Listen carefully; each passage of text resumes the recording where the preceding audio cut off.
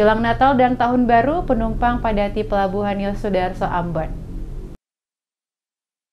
Penumpang arus masuk dan keluar dari kota Ambon menjelang Natal dan Tahun Baru mulai terlihat memadati Pelabuhan Yosudarso Ambon dalam sepekan terakhir. Pantauan tim DMS Media Group di Pelabuhan Yosudarso Ambon pada Kamis 22 Desember, terpantau kapal Pelni yang bersandar di Pelabuhan Yosudarso Ambon menurunkan ribuan penumpang yang datang di kota Ambon. Bukan saja tiba, tetapi terlihat juga ratusan penumpang yang hendak libur Natal dan Tahun Baru di luar kota Ambon. Terlihat menaiki kapal yang bersandar, baik kapal Pelni maupun kapal Sabuk Nusantara yang akan berlayar menuju beberapa kabupaten di Maluku. Manajer operasi PT Pelni Cabang Ambon Muhammad Astegaf saat diwawancarai terkait penumpang kapal menjelang mudik Natal dan Tahun Baru mengatakan, saat ini untuk arus penumpang yang masuk ke kota Ambon jelang Natal dan Tahun Baru sudah mulai terasa. Jelang seminggu perayaan Natal, mulai ada peningkatan penumpang yang tiba di Pelabuhan Yosudarso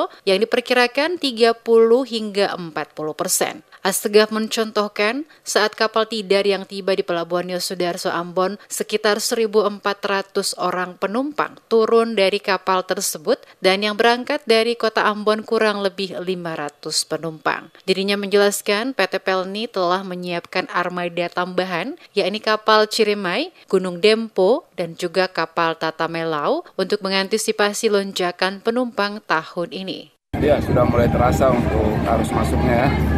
Jadi untuk arus masuk itu tuh udah ada peningkatan mungkin sekitar 30 sampai 40%. Untuk arus keluarnya itu mungkin habis tahun baru ada peningkatan.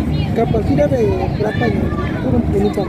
Kapal tidar masuk tadi penumpang yang turun sekitar 1.400-an, yang naik sekitar 500-an.